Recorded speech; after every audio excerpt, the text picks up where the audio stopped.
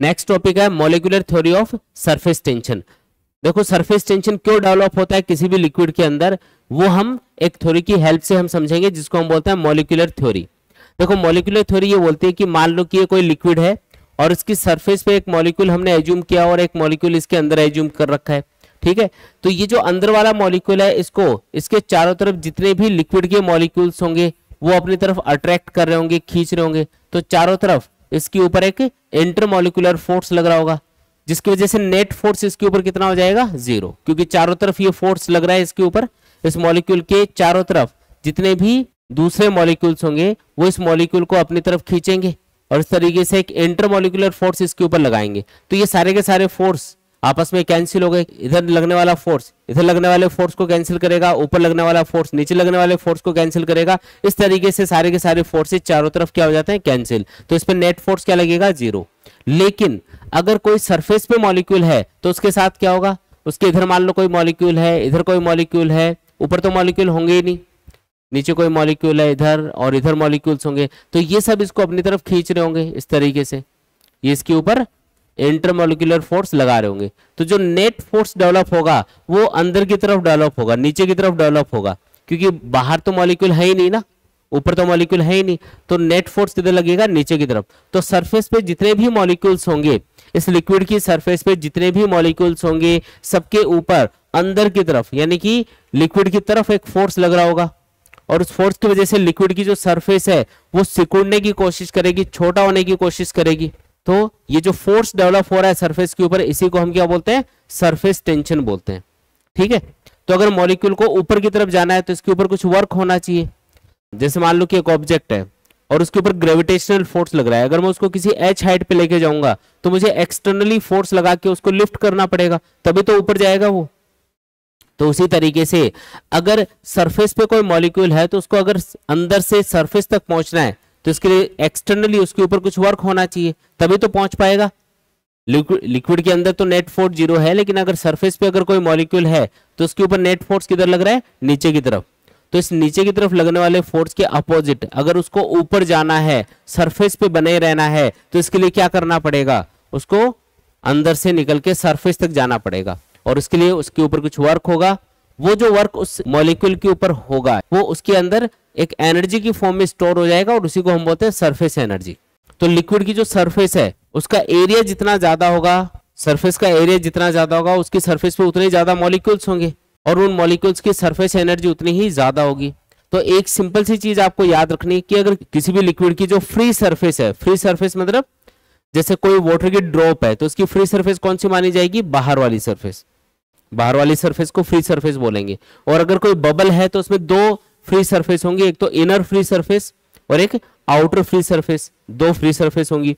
तो कोई भी लिक्विड हो उसकी जो फ्री सरफेस है उसके ऊपर जितने ज्यादा मॉलिक्यूल्स होंगे उन मॉलिक्यूल्स की सरफेस एनर्जी उतनी ही ज्यादा होगी, उन मॉलिक्यूल्स की सरफेस एनर्जी क्या होगी, उतनी ही ज्यादा। जैसे मान लो कि सेम साइज की एक तो ड्रॉप है और एक है बबल, सेम साइज के हैं दोनों, एक तो क्या है ड्रॉप, वाटर की ड्रॉप है, और एक क्या है बबल, दोनों का रेडियस सेम है, साइज सेम है, लेकिन क्योंकि ड्रॉप के अंदर एक ही फ्री सरफेस होगी, आउटर सरफेस, लेकिन बबल में क्या है, 2 फ्री सरफेस है, एक तो इनर फ्री सरफेस है और एक आउटर फ्री सरफेस है।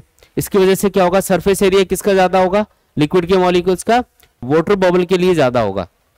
जो ड्रॉप होगी उसके लिए एक ही फ्री सरफेस है तो बाहर जो सरफेस पे मॉलिक्यूल्स होंगे उनका सरफेस एरिया देखना है, लेकिन जो बबल है उसके लिए तो 2 फ्री सरफेस हो गए ना, इनर और आउटर, तो उसका सरफेस एरिया क्या है, फ्री सरफेस का एरिया ज्यादा है। तो इसका मतलब जो बबल है उसको फॉर्म करने के लिए आपको ज्यादा वर्क करना पड़ेगा, यानी कि जो बबल है उसकी सरफेस एनर्जी क्या होगी, ज्यादा होगी, किसकी कंपैरिजन में, ड्रॉप की कंपैरिजन में। तो ये जो थ्योरी है ये सिर्फ इतना ही बताती है कि अगर कोई भी लिक्विड की सरफेस है तो सरफेस पे जितने भी मॉलिक्यूल्स हैं उनके ऊपर एक नेट फोर्स लग रहा होगा, लिक्विड के अंदर की तरफ, लिक्विड की तरफ लग रहा होगा, और उसकी वजह से ये सरफेस टेंशन फोर्स डेवलप होता है। इस सरफेस टेंशन फोर्स के अपोजिट जो इसके ऊपर अंदर की तरफ फोर्स लग रहा है, इसके अपोजिट अगर किसी भी लिक्विड के मॉलिक्यूल को सरफेस पे जाना है तो इसके लिए कुछ वर्क करना पड़ेगा, वो वर्क इसके अंदर सरफेस एनर्जी की फॉर्म में स्टोर हो जाएगा। तो किसी भी लिक्विड की सरफेस का सरफेस एरिया जितना ज्यादा होगा उसकी सरफेस पे उतने ही ज्यादा मॉलिक्यूल्स होंगे, उनकी सरफेस एनर्जी उतनी ही ज्यादा होगी, ठीक है। तो सरफेस एनर्जी को हमेशा किससे रिलेट करना है, सरफेस एरिया से। अगर सरफेस एरिया ज्यादा है किसी भी लिक्विड की सरफेस का तो उसकी सरफेस एनर्जी ज्यादा होगी, और अगर सरफेस एरिया कम है तो सरफेस एनर्जी कम होगी। बस इतना सा कॉन्सेप्ट है, ठीक है, आया समझ में। अब कैलकुलेट करके देखते हैं कि सरफेस एनर्जी का फॉर्मूला क्या होगा। अभी अगर आपको कैलकुलेट करना हो तो सरफेस टेंशन की टर्म्स में सरफेस एनर्जी का फॉर्मूला क्या होगा वो हम डिराइव करके देखेंगे। देखो एक सिंपल सा केस लिया हमने, एक वायर को ऐसे रेक्टेंगल की शेप में फोल्ड कर दिया और इसके ऊपर एक दूसरे वायर का एक स्लाइडर लगा दिया। ये स्लाइडर इसके ऊपर आगे पीछे ऐसे खिसक सकता है। अब हमने क्या किया है, इस लूप को, जो एक लूप टाइप बन गया, इस लूप को हमने एक सॉफ्ट सॉल्यूशन में डिप किया, है ना, सॉफ्ट सॉल्यूशन है उसमें डिप किया और ऐसे बाहर निकाला। तो बाहर निकालेंगे तो उसमें एक फिल्म बन जाएगी, इसके ऊपर पतली सी एक लेयर बन जाएगी ना इसके ऊपर, उसको फिल्म बोलते हैं। तो ये एक फिल्म बन गई इसके ऊपर। अब ये जो लिक्विड की फिल्म है, ये जो लिक्विड का एक पतली सी लेयर बन रही है यहाँ पे, ये लेयर अपना एरिया मिनिमाइज करने की कोशिश करेगी। ये चाहेगी कि इसका सरफेस एरिया कम से कम रहे, सिकुड़ने की कोशिश करेगी, ऐसा बोल सकते हो कि ये छोटा होने की कोशिश करेगी।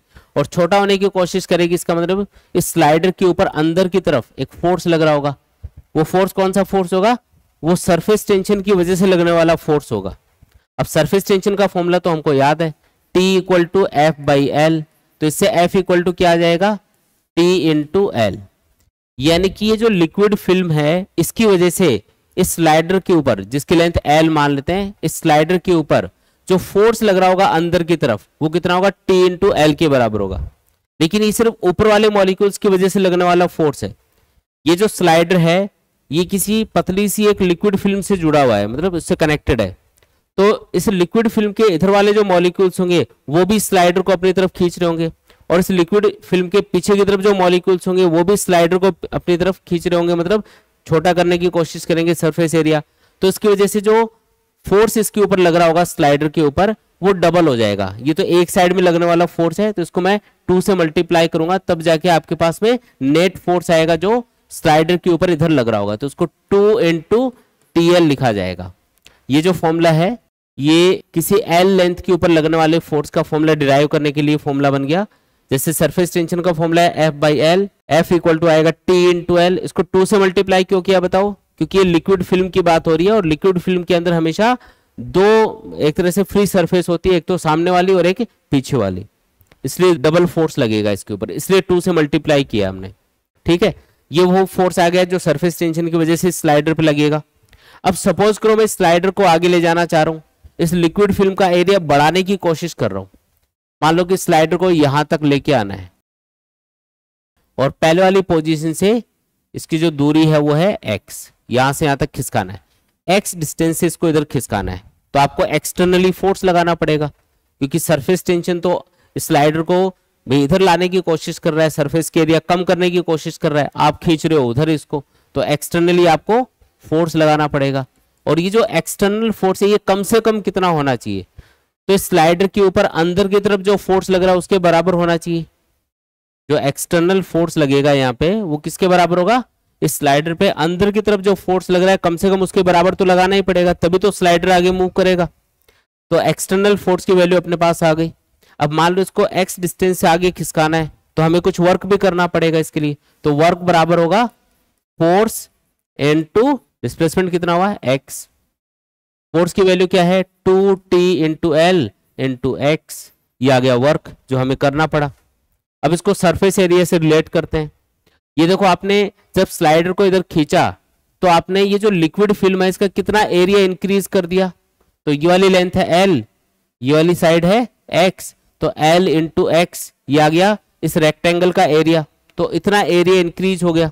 लेकिन क्योंकि लिक्विड फिल्म में 2 फ्री सरफेस होती है तो दोनों साइड का सरफेस एरिया काउंट होगा, तो टोटल जो एरिया इंक्रीज हुआ है सरफेस एरिया उसको मैं डेल्टा ए लिख रहा हूं, वो बराबर होगा 2 इंटू एल एक्स। एक साइड में जो सरफेस एरिया वो कितना है l इंटू एक्स, पीछे वाली साइड में भी तो इतना ही सरफेस एरिया होगा लिक्विड फिल्म का, तो उसको 2lx लिखेंगे टोटल एरिया को। ये समझ में आया 2 से क्यों मल्टीप्लाई किया है, क्योंकि लिक्विड फिल्म के अंदर हमेशा 2 सरफेस काउंट होती है, फ्रंट वाली और बैक साइड वाली। तो फ्रंट सरफेस का एरिया है l into x, back side वाली सरफेस का भी सरफेस एरिया होगा l इंटू एक्स। तो टोटल सरफेस एरिया लिक्विड की फ्री सरफेस का लेना है वो 2 इंटू एल एक्स के बराबर होगा। अब 2 इंटू एल एक्स इसको हम लिख सकते हैं डेल्टा ए। डेल्टा ए मतलब वो सरफेस एरिया जो आपने इंक्रीज किया है यहाँ पे, और टी का मतलब क्या है, सरफेस टेंशन। तो अगर आप लिक्विड के सरफेस टेंशन को उस एरिया से मल्टीप्लाई कर देते हो जो आपने इंक्रीज किया है, तो उसके लिए किया गया वर्क अपने पास आ जाएगा। और आपको पता है जो वर्क हम इस सिस्टम पे करेंगे वो इसके अंदर सरफेस एनर्जी की फॉर्म में स्टोर होगा। इसका मतलब ये जो लिक्विड की फिल्म है इतनी इतनी, इसके अंदर जो एनर्जी स्टोर होगी वो किसके बराबर होगी, इस वर्क के बराबर होगी। क्योंकि ये वाला जो एरिया है ये इसीलिए इंक्रीज हुआ क्योंकि इसके ऊपर आपने कुछ वर्क किया है। और एरिया अगर इंक्रीज हो गया तो सरफेस के ऊपर जो मॉलिक्यूल्स है उनका नंबर बढ़ गया। स्लाइडर को आगे खिसका दिया तो इतने इतने एरिया में भी कुछ मॉलिक्यूल्स आ गए होंगे, तो सरफेस एरिया बढ़ गया, तो मतलब सरफेस एनर्जी क्या हो गई होगी, इंक्रीज हो गई होगी। तो कितनी इंक्रीज होगी सरफेस एनर्जी, जितना आपने वर्क किया है। तो ये जो वर्क डन का फॉर्मूला आपने यहाँ पे डिराइव किया है, जो वर्क आपने एक तरह से कैलकुलेट किया है इस सरफेस का एरिया इंक्रीज करने के लिए, ये उस सरफेस एनर्जी के बराबर है जो इतनी इतनी इस लिक्विड फिल्म के पास में आ गई होगी। अब एक जनरल फॉर्मूला इससे बना लेते हैं। अगर आपको किसी भी सरफेस की सरफेस एनर्जी कैलकुलेट करनी है तो आपको क्या करना है, उस लिक्विड के सरफेस टेंशन को उस लिक्विड की सरफेस के फ्री एरिया से मल्टीप्लाई कर देना है। जो लिक्विड की सरफेस का फ्री एरिया होगा ना, फ्री सरफेस एरिया होगा, मतलब उससे आपको मल्टीप्लाई करना है किसको, सरफेस टेंशन को। तो इससे अपने पास क्या आ जाएगा, वो वर्क डन आ जाएगा जो आपने किया होगा, और ये किसके बराबर होगा, surface energy of the liquid के बराबर होगा। ठीक है, अब इसके मैं कुछ स्पेशल केस आपको बताऊंगा जिनमें फॉर्मूला ये लगाना है। बिल्कुल आसान आसान केस है, फिर उनके ऊपर क्वेश्चंस करेंगे। तो यहाँ पे केस क्या है, हमको एक ड्रॉप दे रखी है और इस ड्रॉप के फॉर्मेशन के लिए हमें कितना वर्क करना पड़ेगा, वो वर्क हमको कैलकुलेट करना है। भाई जब भी ड्रॉप बनाई जाएगी किसी भी लिक्विड से तो कुछ वर्क करना पड़ेगा, और वो वर्क कहाँ पे चला जाएगा, उस ड्रॉप की सरफेस एनर्जी की फॉर्म में उसके अंदर स्टोर हो जाएगा। तो आपको जब भी वर्क कैलकुलेट करना हो या ड्रॉप की सरफेस एनर्जी कैलकुलेट करनी हो, सरफेस एनर्जी को मैं ई से डिनोट कर रहा हूं, तो इसका जो फॉर्मूला होगा वो होगा T into delta A. Delta A मतलब surface area of the free surface. तो इसमें कितनी फ्री सरफेस है, एक ही फ्री सरफेस है, और उस फ्री सरफेस का एरिया कितना होगा, तो मान लो इस ड्रॉप की रेडियस है कैपिटल आर, तो इस फ्री सरफेस का एरिया कितना होगा, बोलो डेल्टा ए इक्वल टू, बोलो जो ड्रॉप है वो स्फेरिकल है, स्फेयर का एरिया क्या होता है, surface area 4 pi are square. तो आपको क्या करना है, सरफेस टेंशन को मल्टीप्लाई करना है सरफेस एरिया से, जो कि होगा 4 पाई आर स्क्वायर। तो ये अपना आंसर हो गया।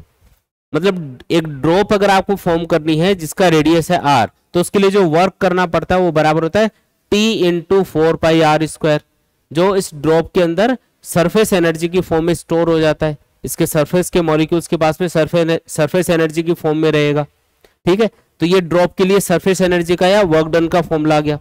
ऐसे ही अगर आपको आर रेडियस का बबल बनाना है तो इसकी सरफेस एनर्जी कितनी होगी, अगर आपको आर रेडियस का बबल बनाना है तो इसकी सरफेस एनर्जी कितनी होगी, तो इसके लिए फॉर्मूला होगा वर्क डन या फिर सरफेस एनर्जी का। देखो इससे कंफ्यूज मत होना, सरफेस एनर्जी और वर्क डन का फॉर्मूला एक ही होता है, क्योंकि जो वर्क करते हैं वही सरफेस एनर्जी को इंक्रीज करता है या फिर सरफेस एनर्जी की फॉर्म में उसमें स्टोर होता है। तो वर्क डन या फिर सरफेस एनर्जी का फॉर्मूला क्या होगा, तो T into surface area of the free surface. अब इसमें दो फ्री सरफेस होंगी, बबल के अंदर कितनी फ्री सरफेस होती है, दो, तो दोनों का एरिया कितना होगा, तो इनर सरफेस का जो सरफेस एरिया वो होगा 4 pi are square, outer surface का भी कितना होगा 4 पाई आर स्क्वायर। तो टोटल जो सरफेस एरिया बना वो कितना हुआ 8 पाई आर स्क्वायर। तो उससे मल्टीप्लाई कर दो सरफेस टेंशन को, 8 into pi are square into T, ये क्या आ गया वर्क डन का या फिर सरफेस एनर्जी का फॉर्मूला आ गया। तो ड्रॉप के लिए तो फॉर्मूला होगा 4 pi are square into T, और बबल के लिए क्या होगा 8 pi are square into T होगा, डबल होगा इससे। बबल के लिए जो वर्क डन है वो ड्रॉप की कंपैरिजन में डबल होता है। ठीक है, फॉर्मूले से पता चल रहा है ये। इसके बाद में मान लो कि कोई बबल है जिसकी शुरुआत में रेडियस है मान लो R1, और इससे किसी R2 रेडियस का बबल बनाना है, मतलब उसको फुलाना है।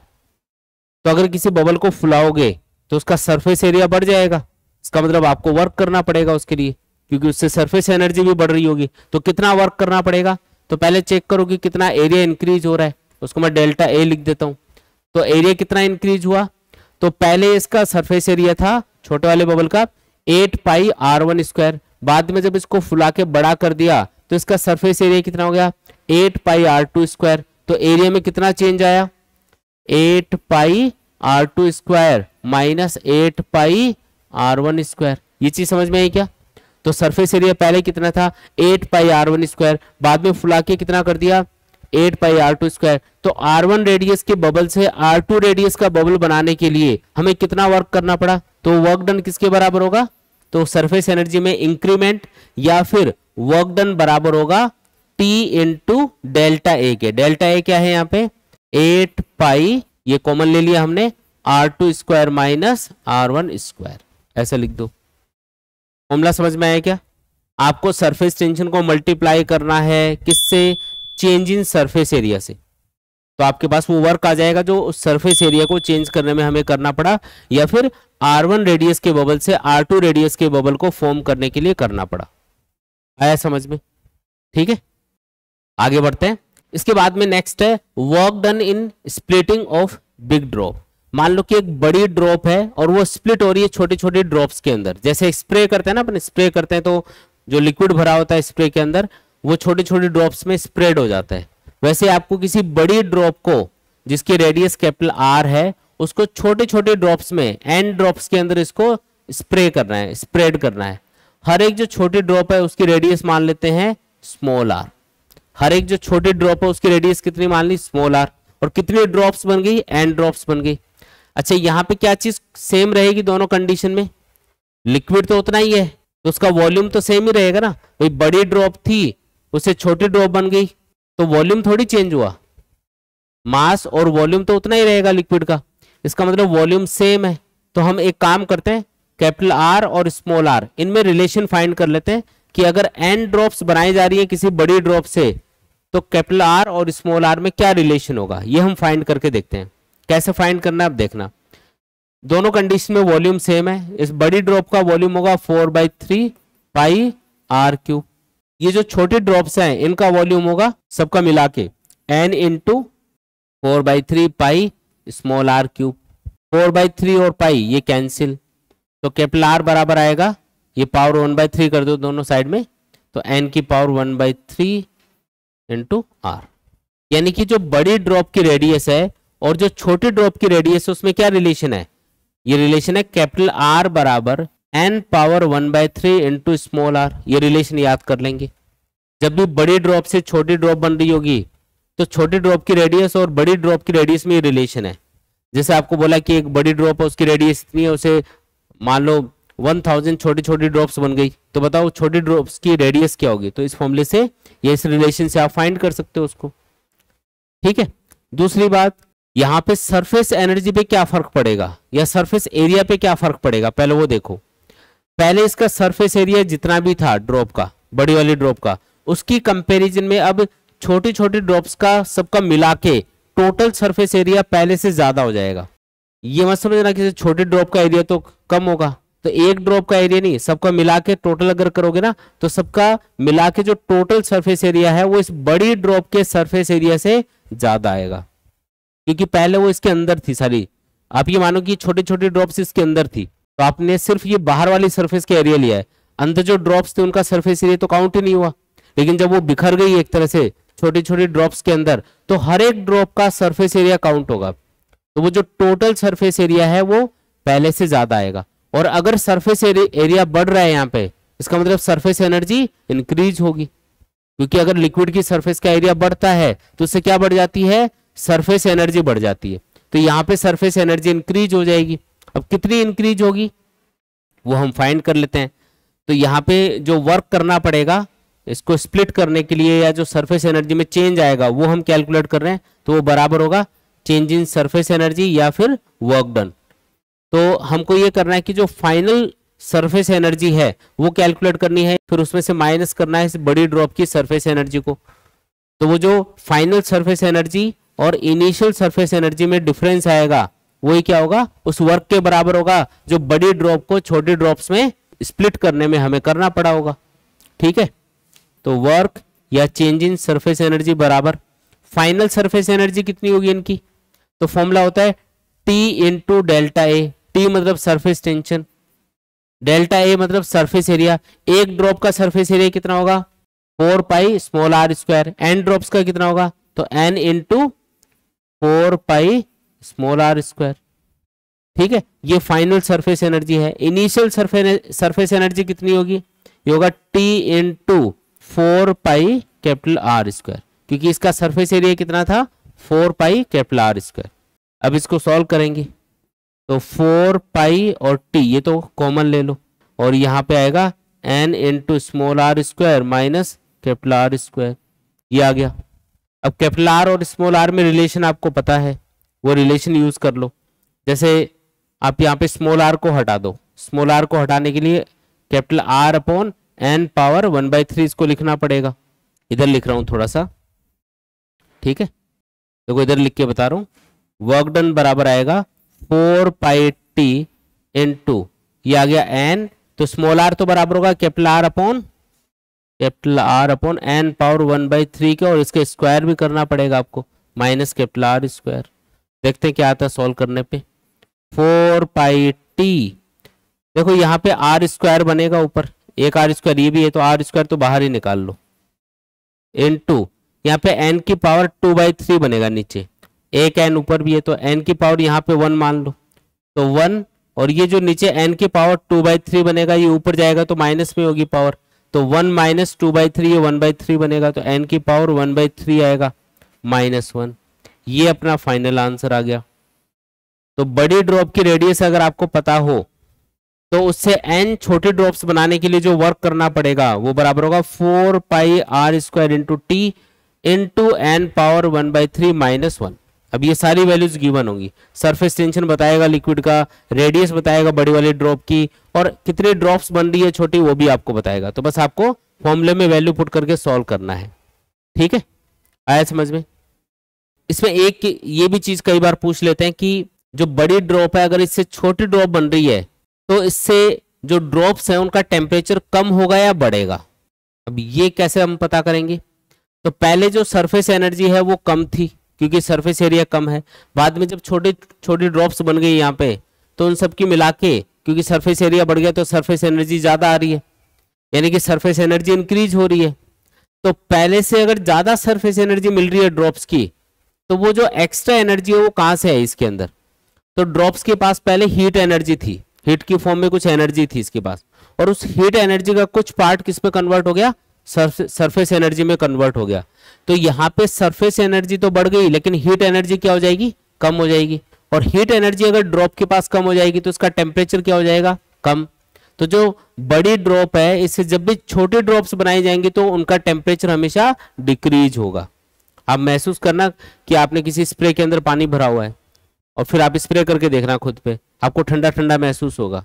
वो ड्रॉप्स है वो ठंडी क्यों महसूस होती है, क्यों, क्योंकि उनकी सरफेस एनर्जी बढ़ जाती है छोटी छोटी ड्रॉप्स की मिला के सबकी, और सरफेस एनर्जी बढ़ाने के लिए जो उनकी इंटरनल एनर्जी है जो हीट के फॉर्म में उनके पास है वो कन्वर्ट हो जाती है सरफेस एनर्जी की फॉर्म में, इसलिए टेम्परेचर डाउन हो जाता है। टेम्परेचर डाउन होने से वो आपको ठंडी महसूस होंगी। इसके बाद में एक और केस है इसमें last, formation of a big drop from A small drop. उल्टा केस है, पहले वाले का उल्टा केस है।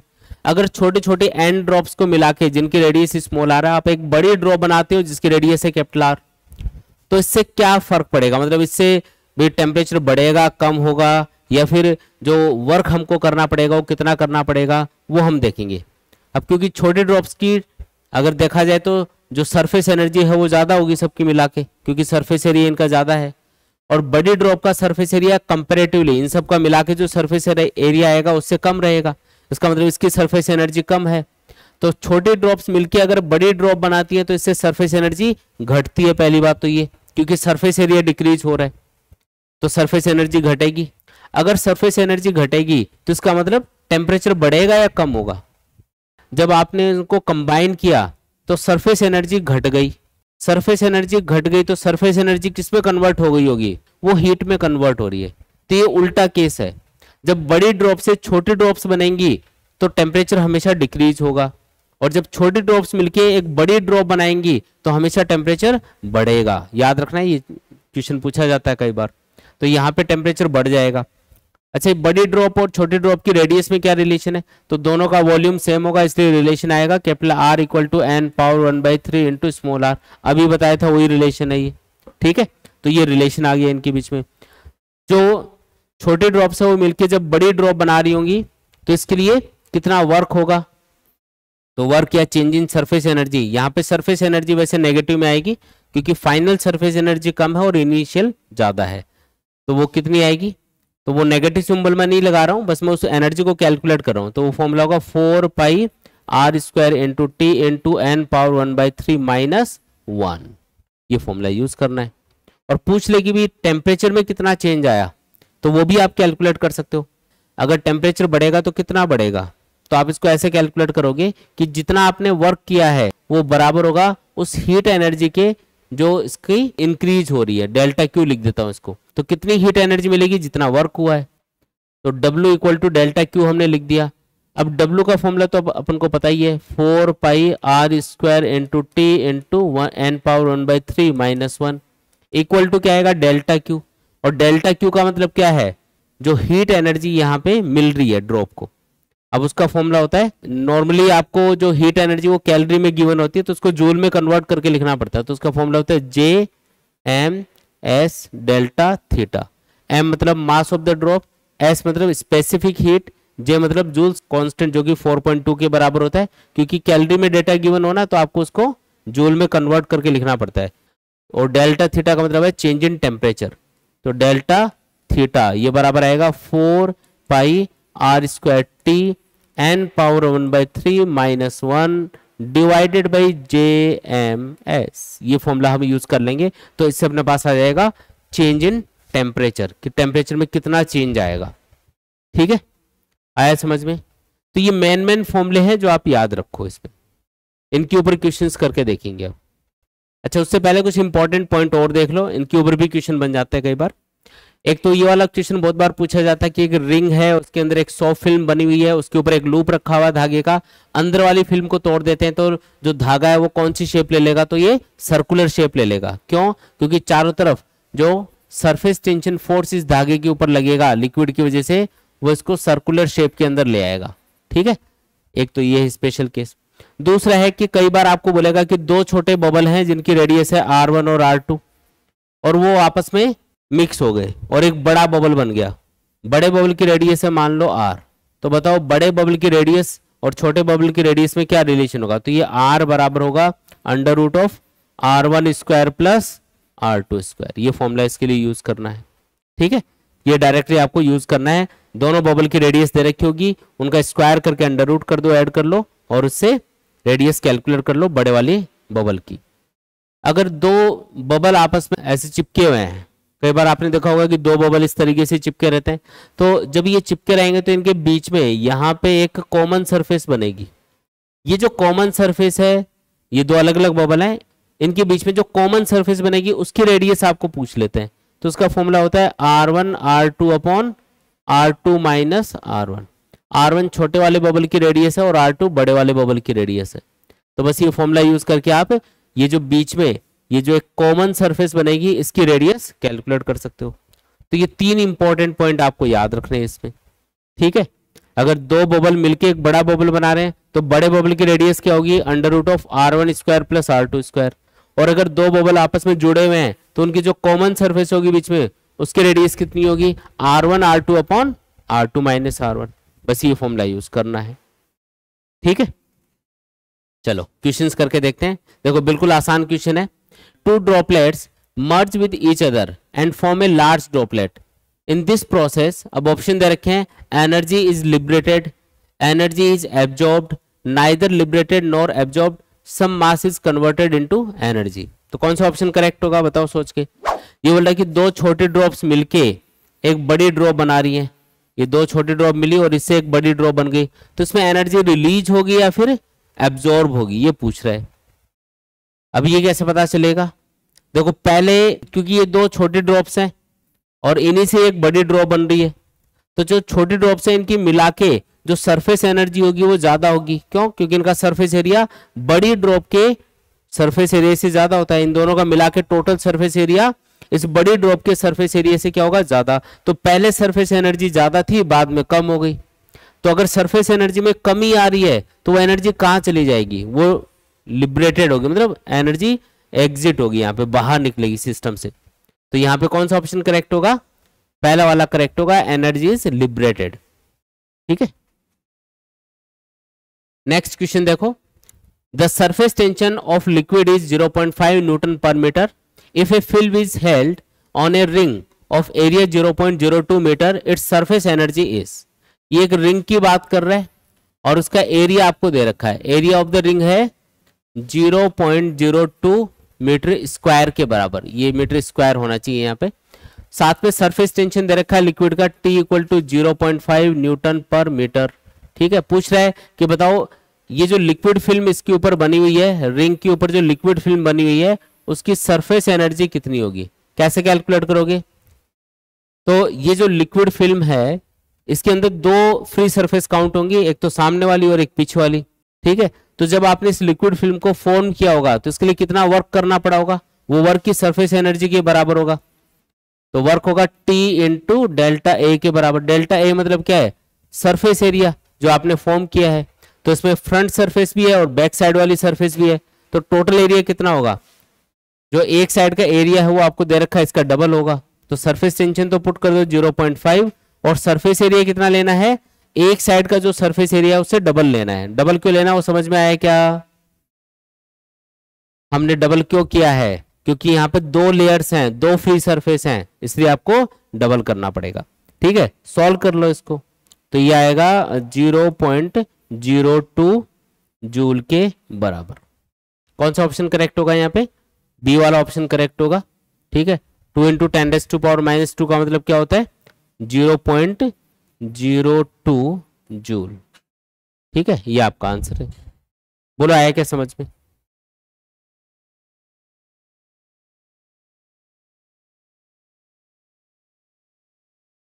नेक्स्ट क्वेश्चन देखो, a rectangular film of liquid is extracted from 4 centimetre into 2 centimetre to 5 centimetre into 4 centimetre. ये आपको डायमेंशन दे रखी है, जैसे मान लो कोई रेक्टेंगुलर कोई फ्रेम था तो उसका साइज हमने बढ़ा दिया तो उससे फिल्म का साइज भी बढ़ गया। If the work done is 3 into 10⁻⁻⁴ joule, the value of the surface tension of the liquid is. Surface tension पूछा इस पर आपको, तो लिक्विड का सरफेस एरिया बढ़ रहा है यहाँ पे, है ना, लिक्विड फिल्म है उसका सरफेस एरिया बढ़ रहा है। फॉर्मूला क्या होगा वर्क डन का, W equal to T into delta A. T पूछा जा रहा है आपको, तो W अपॉन डेल्टा ए ये फॉर्मूला बन गया। वर्क डन कितना है वो आपको दे रखा है क्वेश्चन में, 3 into 10⁻⁻⁴ divided by change in surface area कितना होगा, तो पहले सरफेस एरिया था 4 इंटू 2 यानी कि 8 सेंटीमीटर स्क्वायर, और बाद में कितना हो गया 5 इंटू 4 यानी कि 20 सेंटीमीटर स्क्वायर। तो क्योंकि लिक्विड फिल्म में दो सरफेस काउंट होती हैं दोनों साइड वाली, इसलिए 2 से मल्टीप्लाई करना है चेंज इन सरफेस एरिया को। तो सरफेस एरिया बाद में गया 20, पहले था 8, और क्योंकि ये सेंटीमीटर स्क्वायर में है इसलिए मीटर स्क्वायर में चेंज करके पुट करेंगे। तो इसको सॉल्व कर लेते हैं, ये आएगा 3 बाई नीचे बनेगा 24, पूरा इसको सॉल्व करोगे तो ये 0.125 निकल के आएगा न्यूटन पर मीटर। ये अपना फाइनल आंसर होगा। तो कौन सा ऑप्शन करेक्ट है यहाँ पे, बी वाला ऑप्शन यहाँ पे करेक्ट होगा। ठीक है, बी वाला करेक्ट होगा। नेक्स्ट क्वेश्चन देखो, work done in splitting a drop of water of radius 1 millimetre into 10⁻⁶ droplets is. Surface tension of water is 72 into 10⁻⁻³ joule per metre square. तो आपको बोला कि कितना वर्क करना पड़ेगा अगर हम एक बड़ी ड्रॉप को, जिसकी रेडियस कितनी है, रेडियस दे रखिए 1 मिलीमीटर, इसको 10⁻⁶ छोटे छोटे ड्रॉपलेट्स में डिवाइड कर देते हैं। ये जो छोटे ड्रॉपलेट्स हैं इनका नंबर आपको दे रखा है, n कितना है 10⁻⁶, और इनकी जो रेडियस है वो मान लो स्मॉल आ रहा है। ठीक है, तो आपको पूछा है कि बड़ी ड्रॉप से छोटी ड्रॉप बनाने के लिए हमें कितना वर्क करना पड़ेगा अगर वाटर का सरफेस टेंशन हो 72 into 10⁻⁻³ joule per metre square. कैसे कैलकुलेट करेंगे, तो बड़ी ड्रॉप से छोटी ड्रॉप बनाने के लिए जो वर्क डन होता है उसका फॉर्मूला होता है W equal to 4πr² into T into n⁻⁻⁻³ - 1। Simple formula चिपका दो, 4π, r की वैल्यू है 1 मिलीमीटर, तो 1 मिलीमीटर को मीटर में लिखोगे तो 10⁻³ लिखना पड़ेगा, इसका स्क्वायर कर दो। सरफेस टेंशन है 72 इंटू 10⁻⁻3, n की वैल्यू कितनी लेनी है 10⁻⁶, 10⁻⁶ का पावर 1/3 - 1 कितना आएगा 4π इंटू 72 इंटू 10 की पावर ये हो गया -9 ये वाला मिला के, और इधर से क्या आएगा 10 की पावर 6 है और इसकी पावर 1/3 है, तो पावर की पावर दे रखी हो तो पावर मल्टीप्लाई कर देते हैं हम लोग।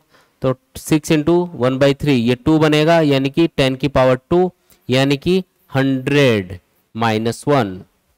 पूरा सॉल्व करेंगे तो ये करीब करीब आता है 8.95 इंटू 10⁻⁻5 जूल के बराबर। इनमें से ये वाला ऑप्शन करेक्ट है, ये कैलकुलेटेड है वैल्यू, है ना। तो इसलिए आप इसको याद रख लो कि आपका आंसर जो आएगा ना वही आएगा 8.95 इंटू 10⁻⁵ जूल के बराबर।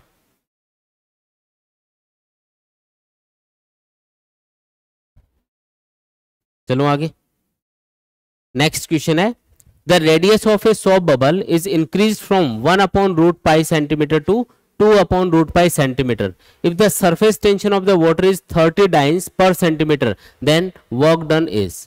तो एक छोटे बबल से बड़ा बबल बनाया जा रहा है, छोटे बबल की रेडियस है 1/√π सेंटीमीटर, बड़े बबल की रेडियस है 2/√π सेंटीमीटर, सरफेस टेंशन आपको दिया हुआ है 30 डाइन्स पर सेंटीमीटर। ठीक है, सीजीएस सिस्टम यहाँ पे यूज किया है। पूछा कितना वर्क इसके लिए करना पड़ेगा, तो W इक्वल टू, जब भी हम छोटे बबल से बड़ा बबल बनाते हैं तो उसके लिए जो वर्क डन होता है वो बराबर होता है 8πt into R2² minus R1² के। ठीक है, ये फॉर्मूला हम याद रखेंगे। 8 पाई की वैल्यू 3.14, सरफेस टेंशन है 30 और R2 कितना है 2/√π, इसका स्क्वायर करना है, 2/√π का स्क्वायर करोगे तो ये 4/π बन जाएगा, माइनस और R1 का स्क्वायर यानी कि 1/π। अच्छा, ये पाई को डायरेक्टली अपन कैंसिल कर सकते हैं यहाँ से, तो वैल्यू पुट करने की जरूरत नहीं थी। यहाँ से आएगा 3/π, पाई से तो ये पाई कैंसिल हो जाएगा और जो 3 बचेगा उसको आप मल्टीप्लाई कर दो बाहर, तो 8 इंटू 30 इंटू 3 कितना आएगा देख लो, ये आएगा 720 अर्ग। अर्ग में क्यों आ रहा है, क्योंकि सीजीएस सिस्टम आपने यूज किया है, तो आंसर किस में आएगा, सीजीएस सिस्टम में जो एनर्जी की यूनिट होती है या वर्क की यूनिट होती है अर्ग, तो अर्ग में आएगा। तो कौन सा ऑप्शन करेक्ट होगा यहाँ पे, सी वाला ऑप्शन यहाँ पे करेक्ट होगा। आया समझ में।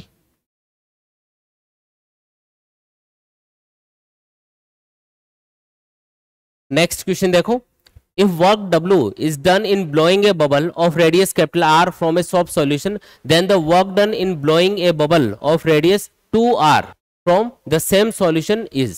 मतलब ये बोल रहा है कि अगर हम एक r रेडियस का कोई बबल फॉर्म करते हैं किसी सॉप सॉल्यूशन से, तो उसके लिए हमें जो वर्क करना पड़ेगा वो W के बराबर है। तो अगर हमें इससे डबल रेडियस का बबल बनाना हो, कितनी रेडियस का, 2r रेडियस का, तो उसके लिए हमें वर्क कितना करना पड़ेगा, तो वो वर्क का मान लो W डैश, तो वर्क कितना है ये आपको कैलकुलेट करके बताना है। तो अगर r रेडियस का बबल बनाना होता है तो उसके लिए जो वर्क डन होता है उसका फॉर्मूला होता है W equal to 8π R² into T। ठीक है, यहां पे हम सेम सॉप सॉल्यूशन यूज कर रहे हैं, इसका मतलब surface tension of the liquid same रहेगा, तो T की वैल्यू यहाँ पे कांस्टेंट है, 8 और पाई भी यहाँ पे कांस्टेंट है, तो जो वर्क डन है वो किसके ऊपर डिपेंड कर रहा है, रेडियस के स्क्वायर के डायरेक्टली प्रोपोर्शनल है, मतलब रेडियस पे डिपेंड कर रहा है। अगर आपको रेडियस डबल करनी है तो वर्क डन क्या होगा यहाँ पे, तो हम इसको वैसे लिख देते हैं रेशियो में, W/W डैश, ये बराबर होगा शुरुआत में जो रेडियस है उसका स्क्वायर डिवाइडेड बाई बाद में जो रेडियस है उसका स्क्वायर, बाद में रेडियस कितनी है 2r, उसका स्क्वायर कर दो, तो ये रेशियो क्या आएगा 1/4। तो इससे W डैश क्या आएगा बोलो 4W, यानी कि पहले से 4 गुना वर्क करना पड़ेगा, क्योंकि रेडियस डबल कर रहे हो ना, तो रेडियस डबल होगी तो वर्क डन रेडियस के स्क्वायर के डायरेक्टली प्रोपोर्शनल है, इसका मतलब रेडियस डबल होगी तो वर्क डन 4 गुना हो जाएगा। तो कौन सा ऑप्शन करेक्ट होगा यहाँ पे, सी वाला ऑप्शन करेक्ट होगा। आया समझ में, ठीक है, आसान।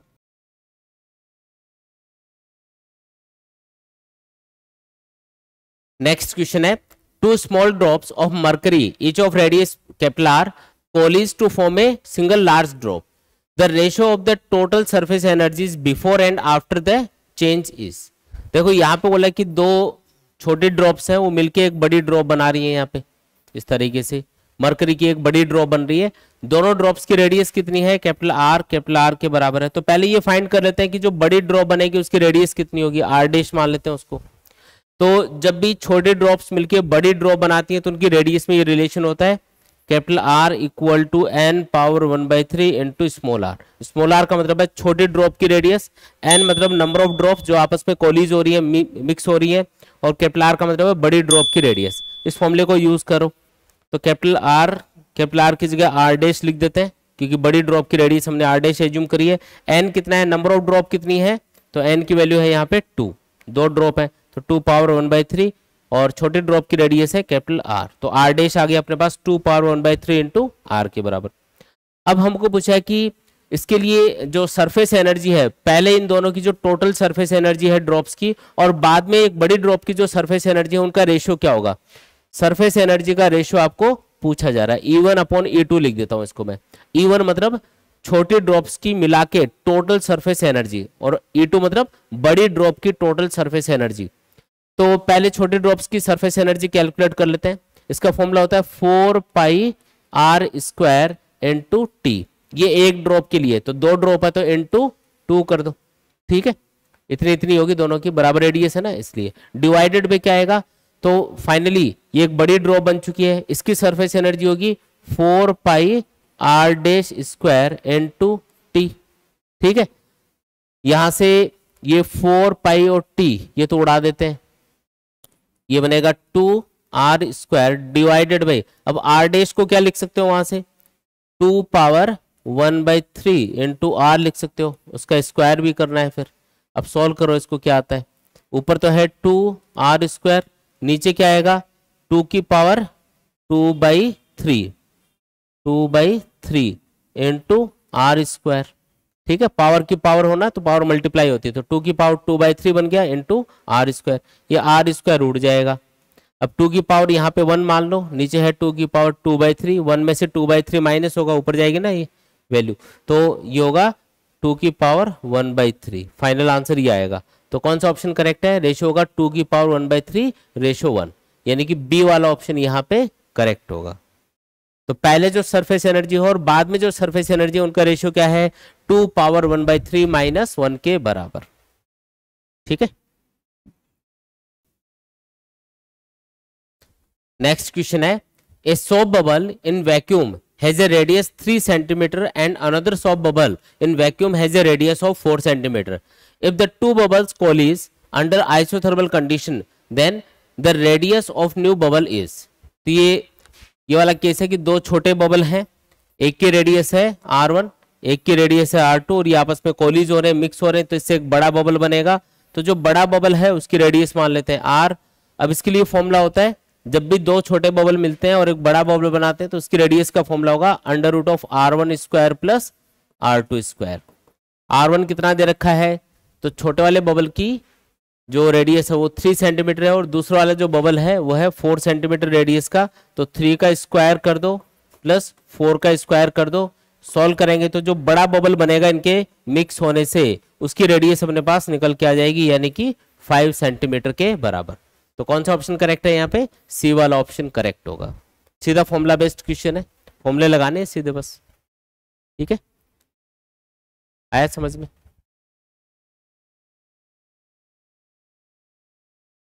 नेक्स्ट क्वेश्चन देखो, if two soap bubbles of equal radius r coalesce then the radius of the curvature of the interface between the two bubbles will be. ये बोल रहा है कि दो बराबर रेडियस के बबल हैं वो आपस में कोलिज हो रहे हैं, कोलिज मतलब जुड़ रहे हैं, मतलब मान लो कि दो बबल हैं जो आपस में जुड़ रहे हैं, दोनों का साइज क्या है बराबर, ठीक है। तो इनके बीच में जो कॉमन सरफेस बनेगी उसकी रेडियस आपको पूछी जा रही है। तो इस कॉमन सरफेस की रेडियस का फॉर्मूला होता है R = R1 R2 upon R2 minus R1।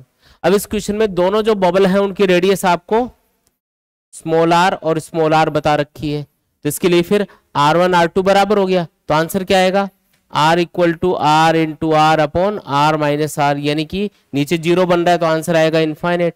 यानी कि ये जो सरफेस होगी यानी कॉमन सरफेस बीच में होगी ये एकदम फ्लैट होगी।